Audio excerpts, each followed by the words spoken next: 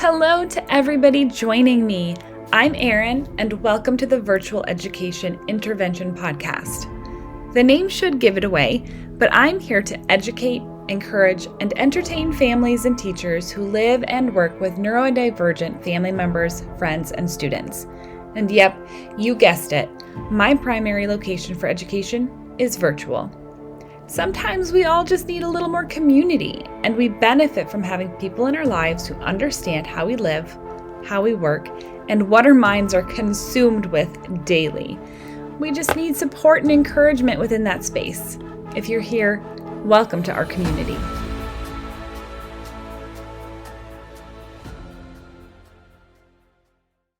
Have you ever had a moment where emotions took over and you, or maybe your child, reacted in a way that did not match the situation? That's emotional regulation. Or more accurately, it's a moment of dysregulation, and it plays a huge role in executive functioning. If you're joining us for the first time, welcome. This podcast is all about supporting neurodivergent learners through virtual tools and strategies that work in real life. Whether you're a parent, grandparent, teacher, or tutor, you're in the right place. Before we dive in, be sure to follow this podcast on your favorite platform and connect with us on Facebook and Instagram at Erin Luchterhand Coaching. That's me. You can also explore more resources on our website or reach out by email. I'll be sure to include the links in the podcast description.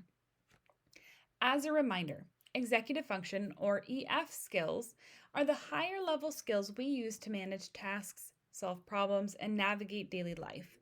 Oftentimes we consider it the CEO of the brain. We've covered several of these already: organization, working memory, and metacognition. But today's topic is emotional regulation, which is one of the most essential and foundational executive function skills, and one that many neurodivergent learners struggle with. In previous episodes, we've looked at organization, which is structuring and organizing space, tasks, and things like writing. We've also tackled working memory, holding and using information in the moment, like a sticky note in our brain. We've also talked about metacognition, which is thinking about how we think and learn. Oftentimes we use this when we're trying to decide what strategy to use. Today, we're focusing on emotional regulation, which is absolutely crucial, not just for learning, but for relationships, mental health, and overall well-being. This can quite possibly be one of the most challenging aspects of executive dysfunction. Now, I want you to reflect on this question.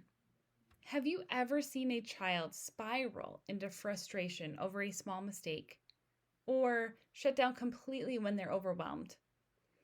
Maybe they've held it together at school all day, and when they get home, they just melt down. That's an emotional regulation challenge in action. An example of emotional dysregulation. A personal example for me is that I have a child with apraxia of speech, or dyspraxia as it's also called. She has experience with emotional dysregulation, and it's often triggered because she's not getting what she wants in the moment. Now, this isn't your typical temper tantrum, but rather it's a meltdown type of behavior triggered by her inability to process the emotions she's feeling in a healthy and effective way. So on a scale of 1 to 10, perhaps I would rank the problem at a 3, but her emotional reaction responds like it's a 10. Now, I don't mean to say that she's throwing a temper tantrum because she doesn't get her way. What I mean to express is that when her emotions are dysregulated, maybe she's tired, maybe she's got excess energy that she hasn't gotten out, maybe she hasn't moved her body enough in the day, her response is also going to be dysregulated. So if her emotions are dysregulated, her response will be dysregulated. Now, over time and with growth, increased maturity, a significant amount of processing with her, we've seen these meltdown episodes, so to speak, reduce, which has been great. But as a parent, when your child experiences this emotional dysregulation, it can feel like a very challenging executive function skill to support.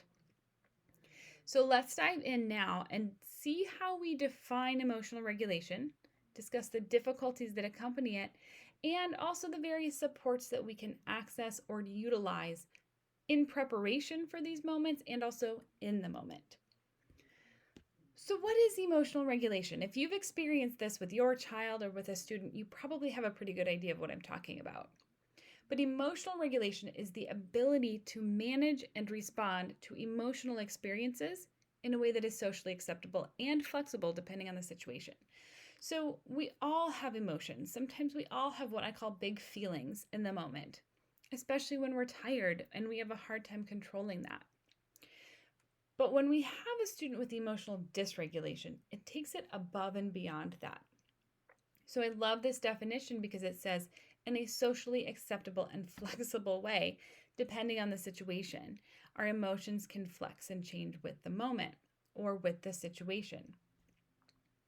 It also means that we can recognize the emotions as they arise. We can identify what we're feeling. We can label emotions, we can name emotions, and we can choose appropriate strategies to manage them. We can return to a calm and regulated state after being slightly dysregulated.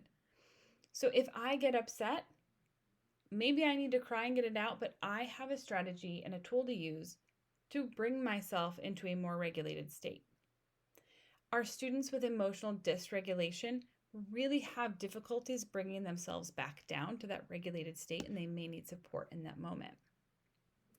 I'm going to provide you a simple analogy, and I think this is a really great way to look at emotional regulation. Think of it like the thermostat of the brain. It helps keep us from overheating, like having a meltdown, or freezing up, like shutting down. Neurodivergent learners often struggle with regulation across the board, but in particular, they often struggle with this regulation system. They either feel too much too quickly, or they have trouble recognizing what they're feeling at all. So the thermostat in their brain either works too strongly in one way or the other, or they don't feel it at all and they struggle to recognize and identify the feelings that they're having. Let's dive into now why this is difficult. Why is this regulation system difficult for neurodivergent learners? Many neurodivergent learners, and this can include children or adults with ADHD, autism, anxiety, perhaps they have a trauma background, that can all impact executive function. But many neurodivergent individuals experience emotions more intensely or differently than their neurotypical peers. What you and I might experience might not quite compare to what a neurodivergent individual would experience or feel. They might feel things more intensely. And without the strong executive function skills that we've discussed, it's harder for them to pause before they react. It's harder for them to remember their coping strategies in the moment. It's harder for them to have flexibility and shift gears when upset. So some of the core executive function skills, we've talked about several of them, but some of the other ones that support and kind of encircle emotional regulation include impulse control, working memory, which we've discussed, and flexibility. If a student with executive dysfunction really lacks impulse control, then they're going to have difficulty pausing before they react when they're upset. If they struggle with working memory, they may have difficulty pulling up and remembering those coping strategies in the moment when they really need them. If they struggle with cognitive flexibility and the ability to change if needed, then they might struggle to kind of shift those gears when they're upset. So do you see how those executive function skills, while they are individual, they're also really interconnected and they support each other? Difficulty expressing how they feel. This is a communication barrier that can sometimes happen with neurodivergent students. They may have difficulty expressing how they feel, and that frustration that stems from that can lead to behavior. And that behavior can look like defiance, it can look like a shutdown, but really it's an emotional overload that's causing this. So your student might look like they're being defiant, and they might look like they're shutting down on you. But ultimately, the timeline goes like this. I have this big feeling that I don't really understand. Maybe it's frustration. Maybe it's anger. Maybe it's disappointment, whatever that big feeling is. But I am struggling with how to communicate what I feel for whatever reason. Maybe I don't know how to label it. Maybe I can't. For whatever reason, I'm struggling to express what I feel. And that is frustrating to me, but I can't express frustration. So this then leads to behavior that looks like a shutdown or defiance. But what's really happening inside that brain within that overload of emotions is an overload. They don't know what to do. Let me give you another real life example. A student who crumbles up their paper and throws it after just getting one answer wrong. Now that looks like a tantrum, but it's likely a regulation issue, not a behavior problem. They can't regulate making a mistake. So therefore, they crumple up their paper and they throw it because their regulation system is off. It's not a defiant behavior. I mean, should they throw the paper? No, they should probably not throw the paper. And we can work through that. But getting to the root cause of why did they throw the paper, that's really important. Now, in the moment when your student or your child is really upset, might not be the time to say, okay, let's dive into the why behind why you're reacting this way. Sometimes, right, you want to get to the bottom of it. But if you're really looking to change a behavior, in the moment might not be the time to really address it. But it is important to know that there's a root cause of it. Behavior tends to be a symptom, so to speak, rather than the root cause. Now let's talk about supporting emotional regulation at home and in the classroom, because if you're listening to this podcast, chances are you know somebody, you have a child or a grandchild or a student that might struggle with some emotional regulation. And so you're saying, great, I totally understand this definition. I get the frustration. I understand the definition and the reasons why. How do I help? What do I do? Well, first, I want to make sure that we just start with this expectation that we're not going to quote unquote fix our kids. We're not going to say, here's a pill. This is going to help emotional regulation.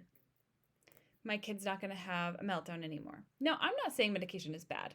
I have no problem with medication to support the areas that need it if it's appropriate. If the parents would like to do it, if the doctors are on board, I have no problem with that.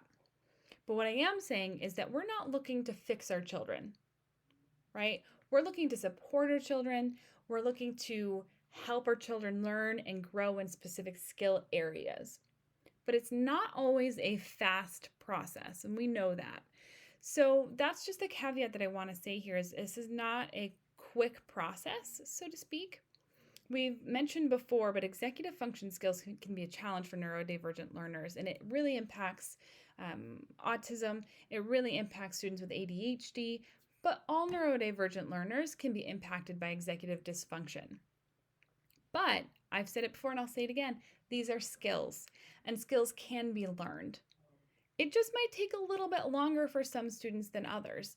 So if I think of it this way, if I'm like naturally good at sports, I might pick up a basketball and swish right away.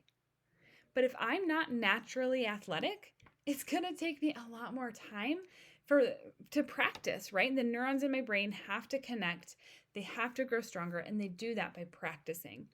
And in the same way, when we support our students and our children with emotional regulation challenges, whether it's at home or it's in the classroom or it's in the community, we have to allow the time to do that.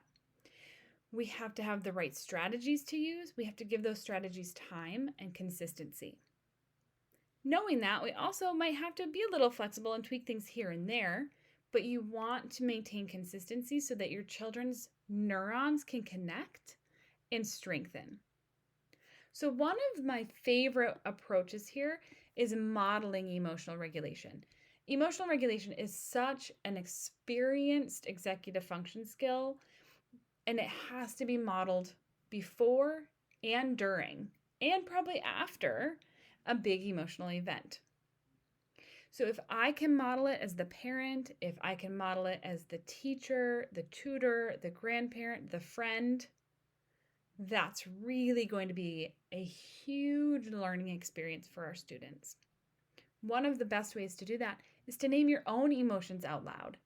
I am feeling really frustrated that the computer isn't working right now. I need to take a deep breath before I try again. Or, I'm really sad right now because something happened that I didn't like. And you can be as specific as you want to be. It's appropriate to be with kids, right? But being specific with your own emotions and naming them out loud and identifying them to your kids and in front of your kids can be really helpful. They're going to pull from that when they're upset. We can also show the calm down strategies in real time. Now, sometimes when I'm overwhelmed, I have 4 children, we homeschool. Sometimes my house is loud or chaotic. I might say, Mommy needs a timeout. The house is too loud for Mom, and it's kind of making me feel frustrated, and I don't like that feeling. So instead of being frustrated, I'm going to take a timeout and I'm going to calm myself down with some deep breaths, and I'm going to come back in 2 minutes. So I'm being really specific about what's hard for me, what I need, and I say timeout because I have little kids and they kind of get that. In my house, we try not to make timeout like a really bad thing. Sometimes, of course, we discipline our children, but sometimes timeout is I just need a break, right? And so you can be upset, you can be frustrated, you can feel the feelings. There's nothing wrong with feeling feelings. It's what you do with that and how you process that and how you calm down that matters. So if I need a timeout, it literally means I just need a break. I need to remove myself from the situation. I need to go somewhere quiet where I'm by myself for 2 minutes. And then I'm going to come right back. And of course I've had moments, I have little kids, I've had moments where I've said, Mommy needs a timeout, and I'm going to go put myself maybe in the bathroom or in my bedroom, and I hear bang, bang, bang, Mom, can I have a snack? Right? So that's life, and that happens. But for the sake of our kids, in this example, we've modeled what that looks like. I'm overwhelmed, I'm frustrated, I'm upset, I'm sad. With these big negative emotions, I shouldn't even say negative. All emotions serve a purpose. We need to feel them. But I will also say, and this is something that I teach my kids, you need to feel your emotions and process through them. But you also have to recognize that sometimes our emotions lie to us. We cannot rely on our emotions to be truth all the time, because our emotions will go up and down and round and round. And it's just our body's way of processing what we're feeling and what we're thinking, but it doesn't always mean that it's true. Take, for example, when we tell ourselves, I'm fat, I need to lose weight, I'm not pretty enough, this is all from a female perspective, but those things, those thoughts, those feelings, those are lies. And so feel them, but recognize that sometimes it's not truth.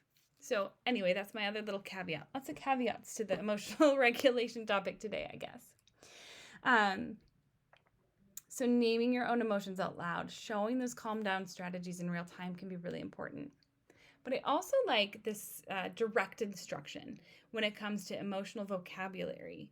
So we can use visual supports and routines. We can use tools like emotion charts, visuals, books, examples like the zones of regulation. There's a color system or a feelings wheel that recognizes feelings in relation to color. And so using tools like that, maybe you have like an emotion chart on your wall. When I was teaching adults with intellectual and developmental disabilities, I used to have a chart on the wall, and the first thing that they would do in the morning is come take their picture, and it would Velcro.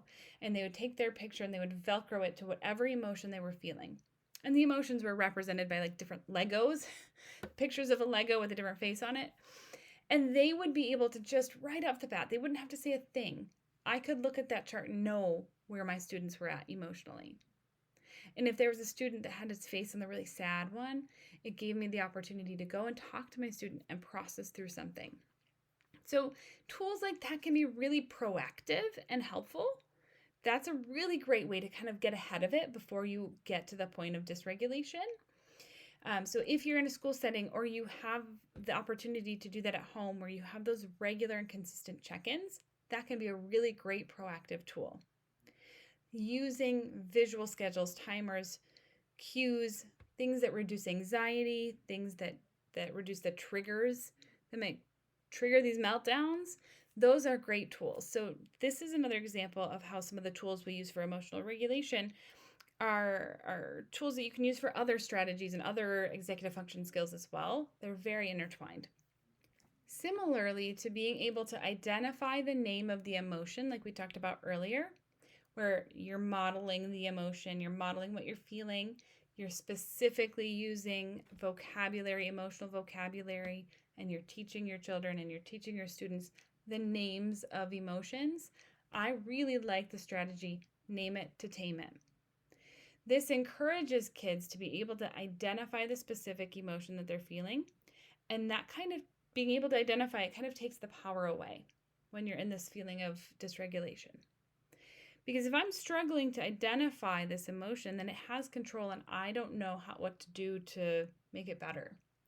But if I can name the emotion, then I can start to bring myself back down from it. So name it to tame it. I also really recommend being proactive in helping your students with what we call a regulation toolkit. This is anything from deep breathing to a fidget or a sensory tool. It's a list of go-to strategies that your students or your children can use in the moment. Now, the challenge is getting them to use it in the moment. So this takes a lot of practice. We try to be very proactive with teaching these strategies, deep breathing, fidgets or sensory tools, movement breaks, positive self-talk, grounding techniques, and really visualizing yourself there in that grounding moment. Now, these are great if your student's going to use it in the moment or if your student's going to be proactive about using it. So movement breaks are really great if your student is going to get up and use the movement breaks, or if you're going to prompt them to get up and use the movement breaks. Fidgets and sensory tools are great if you're going to use them when you're starting to get antsy or anxious. Deep breathing is great if you use it in the moment to calm yourself down. So sometimes the challenge with this regulation toolkit is going from concept to reality, intellectual understanding to practical application. Oftentimes, our neurodivergent students, with the variety of executive function strategies that we use, they will say, I can tell you what to do. I can intellectually identify the strategies that I should use, but in the moment, it's all gone. And some of that relates to the impulse control, inhibition when it comes to being in the moment. But when you're dysregulated, you're not thinking in the same way that you were when you were regulated. And so this is where consistency, routine, practice comes into play. So when I say that consistency is really important and you have to give the brain and the neurons in the brain that time to practice the skill, this is what I mean. Eventually, it will become a little more second nature. Eventually, it's going to be something where your student says, I'm feeling a little anxious, I'm going to get up for a movement break. I'm struggling to pay attention, I'm going to get a fidget, or I'm going to get my sensory tool. I'm getting really upset and I might cry, I'm going to take some deep breaths. You want it. The goal is to become a rote memory second nature. And you do that with the repetition. And what the repetition does is it strengthens the neurons in the brain. Eventually, that's going to be like a well-worn path. I talked about it when we did our podcasts on dyslexia. But essentially, when you learn something new, neurons in your brain connect. The more you do that something, the stronger that the neuron connection is. The more the repetition that you do, the stronger. It's almost like a pathway that gets walked over and over and over and over and over again. And when the neurons are really strong and connected after that repetition, that pathway allows the information to flow freely and quickly. It's kind of like if you're walking in the woods The first time you walk through a path, you're clearing brush out of the way. It takes you a lot longer. But the more you walk that same path, that brush clears out of the way. And then you have a path. And then you can, make it wider and longer. And that's the same idea of the way that we think and the way that we learn. So these strategies are great to teach when your child is regulated. But then they might need prompting when they're dysregulated to use them. But over time, with that practice and repetition, the goal is for these to become second nature.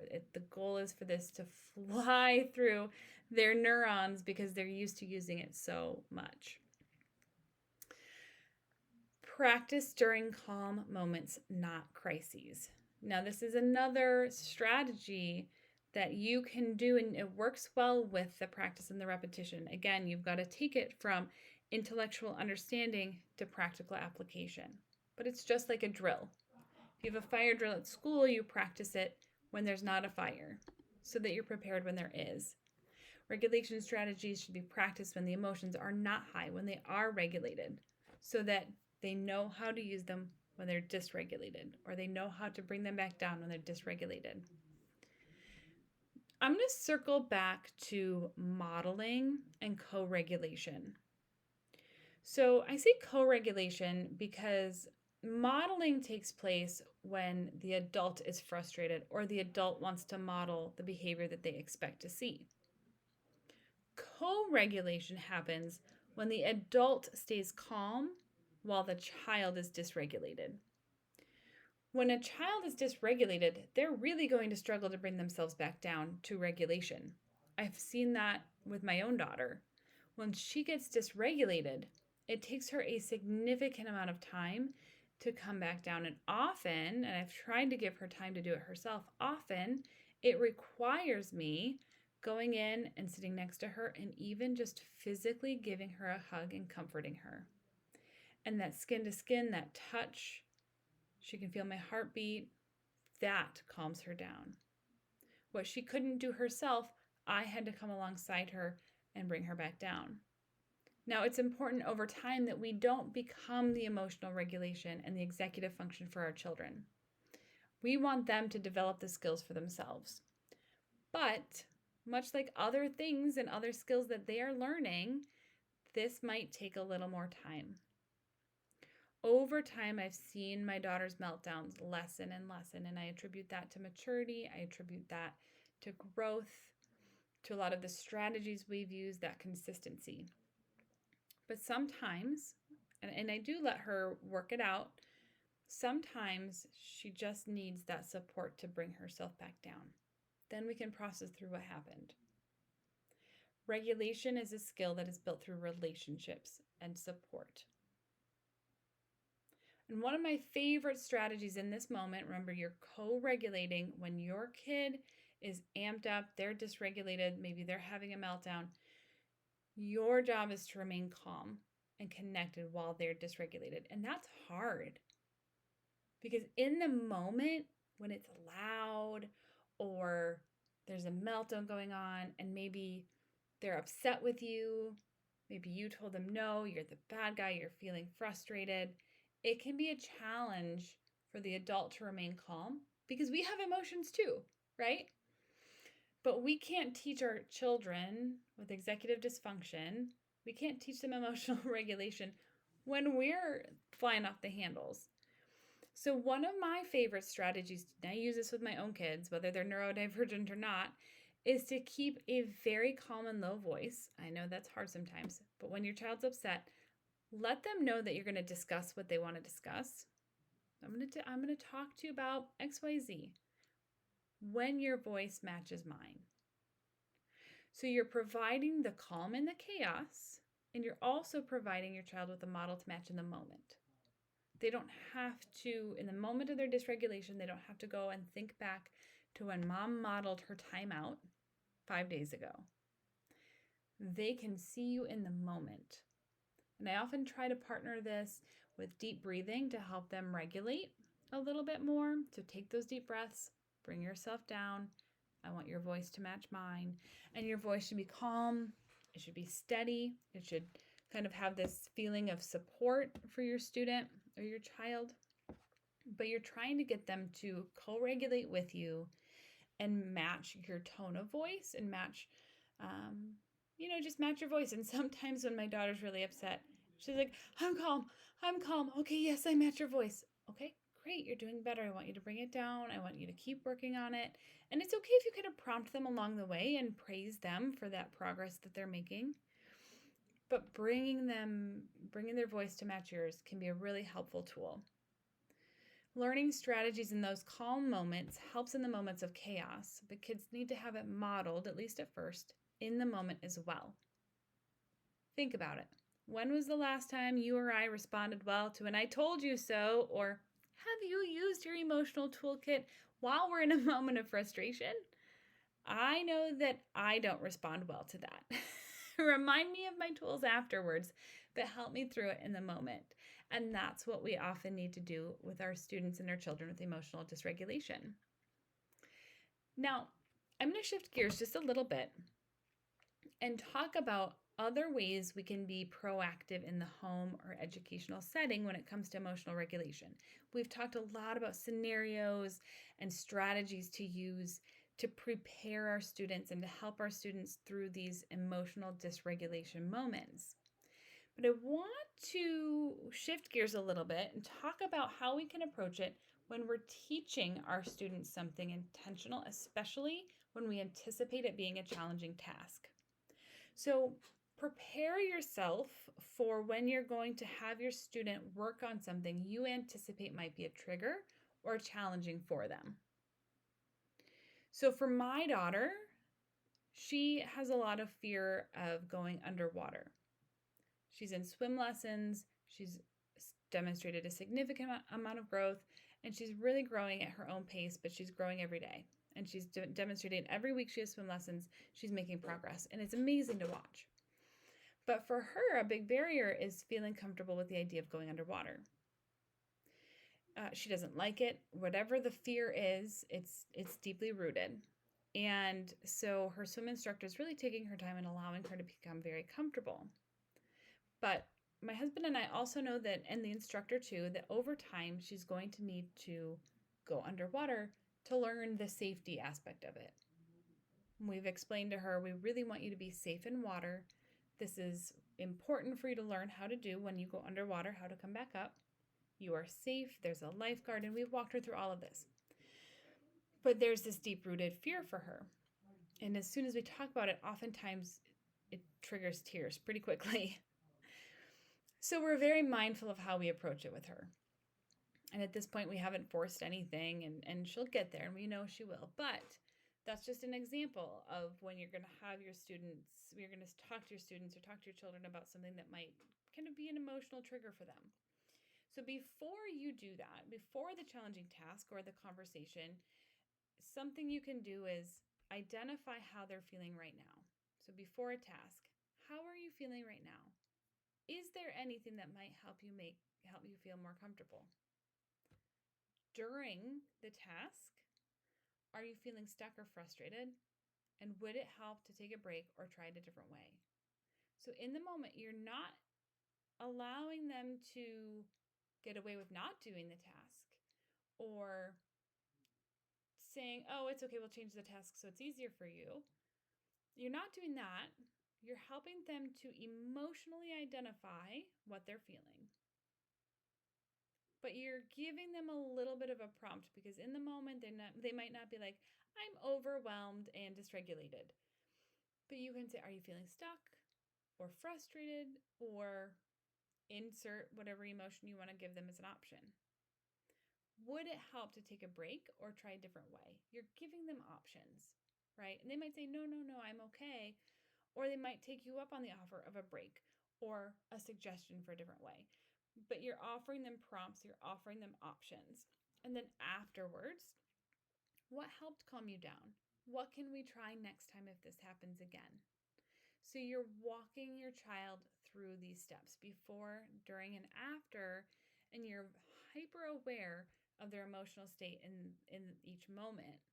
So for my daughter, if she's going into swim lessons and she's anticipating that she might be asked to do something that she's not quite comfortable with yet, I might say to her, how are you feeling right now?